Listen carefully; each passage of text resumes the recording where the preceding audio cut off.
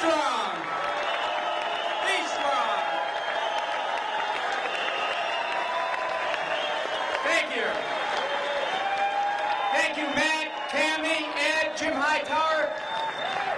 We've got a lot of great people who have come to Wisconsin to support you, and I'm very glad to have the opportunity to join them.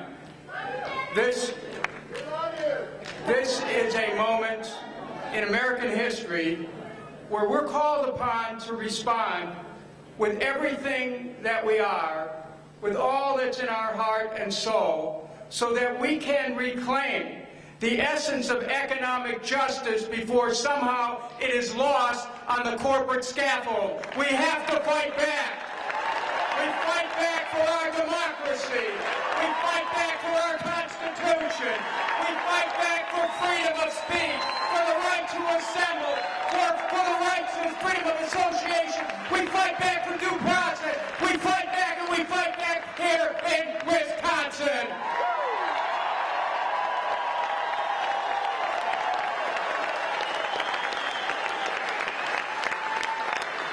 All over America, people are experiencing this ferment that is coming from the events in Wisconsin and the events in my own state, where in the past week a bill has moved along that would strip the right of collective bargaining for Ohio's public workers, that would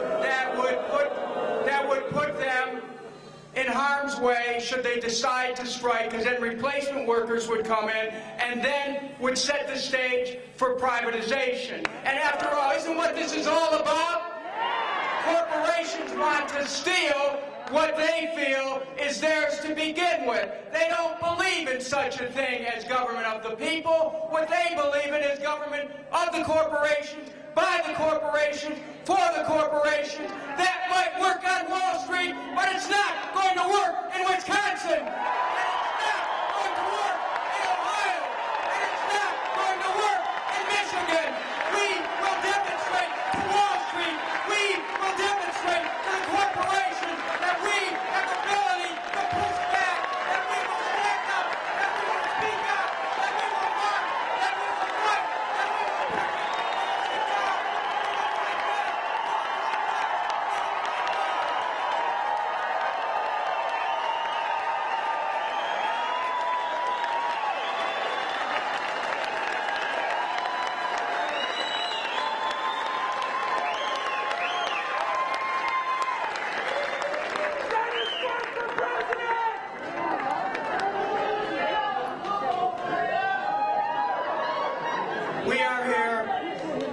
We are here not for ourselves. We are here on behalf of all those who serve, whose work is dignity, who've committed themselves to public service.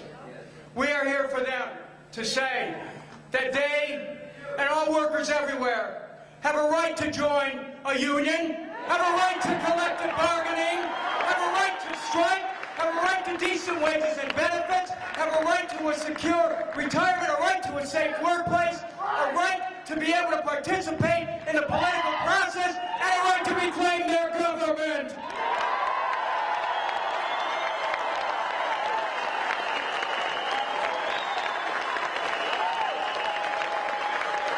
What we have here today in Wisconsin is the beginning of a new civil rights movement.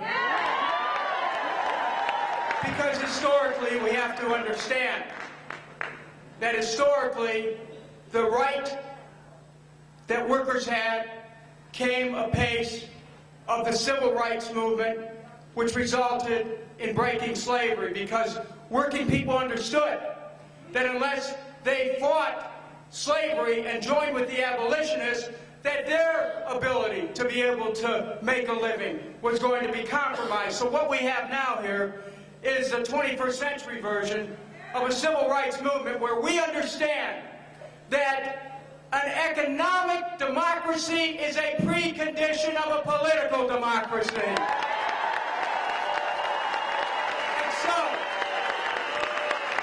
And so, let this be called the Madison Declaration for an economic democracy, and that is everyone has a right to a job. Everyone has a right to an education. Everyone has a right to health care. Everyone has a right to retirement security. Everyone has a right to housing. And everyone has a right to peace.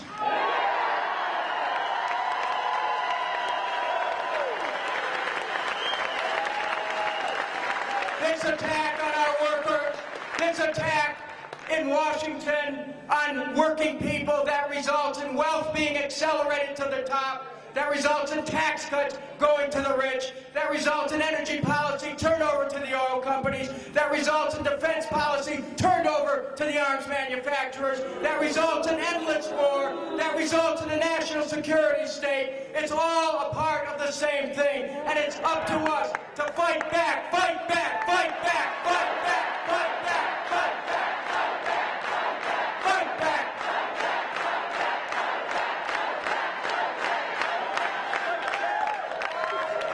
The objectives of corporations are different than those of government. They would like us to believe that the corporate ethic is what government should be about. But we know that corporations are here for one thing and one thing only, and that is profit. Government belongs not to the private sector, but to the public sector, and our responsibility in government is to provide service. The private sector would like to convert the assets of the public sector for their own use. That's why in your own legislation, in the bill, you can see that there's an attempt in the bill to try to privatize your electric services. You can see that. I know about this. I fought and beat a privatization of a municipal electric plant in Cleveland many years ago. I understand about privatization. I understand that what these corporations want is they want total control over our government. They want, keep the light on, they want total control of our government. In Michigan, we learned that the state legislature there is passing legislation that will enable a fiscal manager to come in and literally abolish city governments and school districts. Now, why are they doing this? Think about it. They'll do this so that the city governments and the school districts can be run for banks and for Wall Street. They're going to make sure that Wall Street will get its pound of flesh, that Wall Street will be able to handle, through these managers, they can break union contracts, they can reduce the city government to mush. City councils and mayors don't mean anything. School boards don't mean anything. We are fighting for our democracy here. We are fighting for it, and we will not fail to recover it.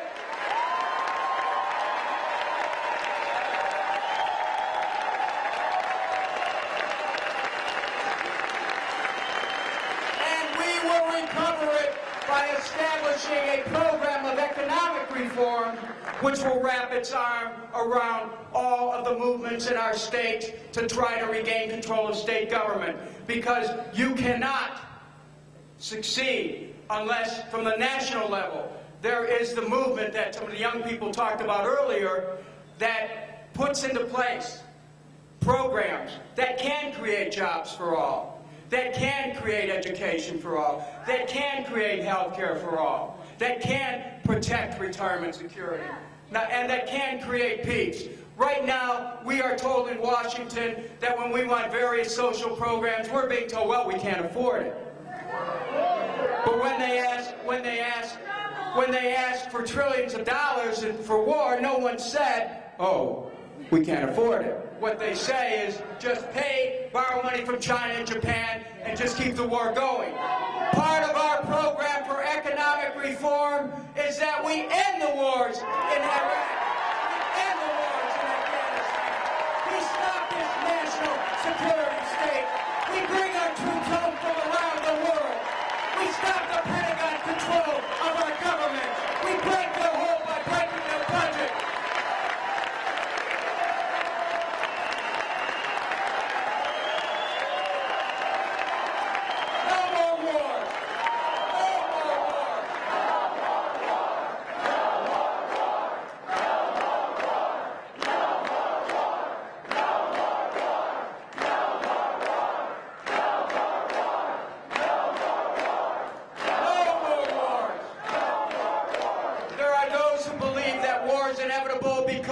to make money from those wars, so their profits become inevitable. But we have to establish a new standard, which is what the Department of Peace is all about.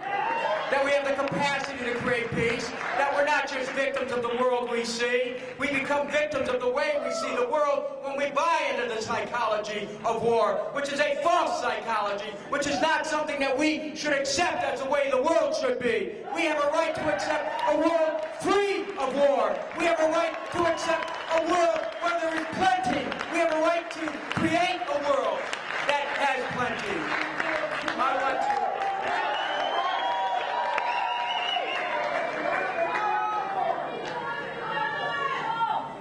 I also want to say that when we talk about, if we are going to create a context where state governments can survive for the people, then there has to be accountability. Now, you're showing in Wisconsin, you're determined there's going to be accountability for these state officials who are not responding and are doing the bidding of corporations. I want to add this.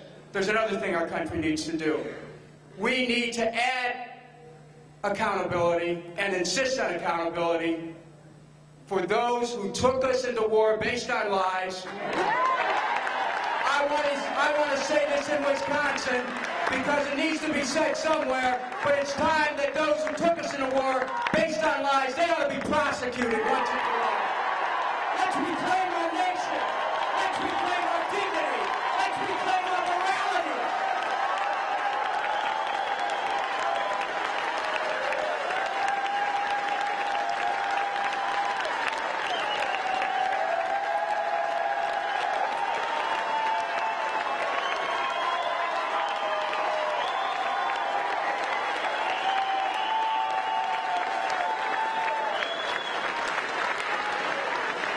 We are constantly told we don't have any money. Joseph Stiglitz pointed out that the war in Iraq would cost at least $3 trillion. We're at the $500 billion mark with Afghanistan. But we will have a vote this week, and the vote will be to end the war in Afghanistan. It will be Thursday, House Concurrent Resolution 28. I'm proud to sponsor that. We're going to get another vote on Afghanistan. But let me tell you this. One of the great myths of our time is that we're told, well, we just don't have the money for these programs. We have money for war. We established that. But I want to offer this for your consideration because it's actually the path out, not just for Wisconsin, but for all the states who are struggling with some legitimate budget problems. And we have to look at it this way. We have to start to examine this debt-based economic system, which puts us believing that the only way we can have money is to have debt. How did we come to believe this? We came to believe this because you have the Federal Reserve that was established in 1913. They privatized the money system, okay? We have the fractional reserve system where banks create money out of nothing, and then they pyramid the debts and stick to taxpayers when they go bust. We have a government that says that, gee, we don't have the money to fix our roads, our bridges, our water system, sewer system. I want you to think about this now. This is a time in this debate when transformation is in the air, when evolution is in the air.